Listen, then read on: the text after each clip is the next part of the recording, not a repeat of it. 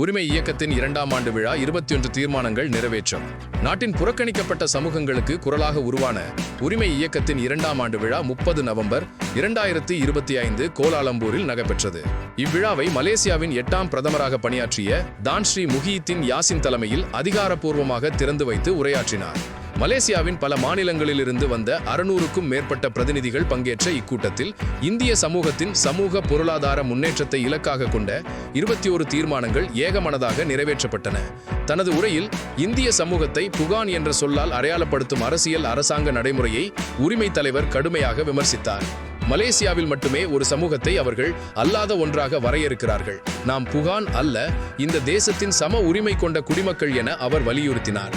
மேலும் பட்டிமன்ற தேர்ச்சி பெற்ற மாணவர்கள் கூட அரசு பல்கலைக்கழகங்களில் சேர முடியாத நிலையையும் பொருத்தமற்ற படிப்புகள் வழங்கப்படும் அநீதியையும் அவர் எடுத்துக்காட்டினார். மே மாதத்தில் வரும் நீதிமன்ற தீர்ப்புக்கு பிறகு உரிமை முழுமையான அரசியல் கட்சியாக அடுத்த ஆண்டு மாநாட்டை நடத்தும் என எதிர்பார்க்கப்படுகிறது. உரிமை, அடையாளம், சம வாய்ப்பு, இந்த மூன்றிற்கான போராட்டம் தொடரும் என இயக்கம் தெரிவித்துள்ளது.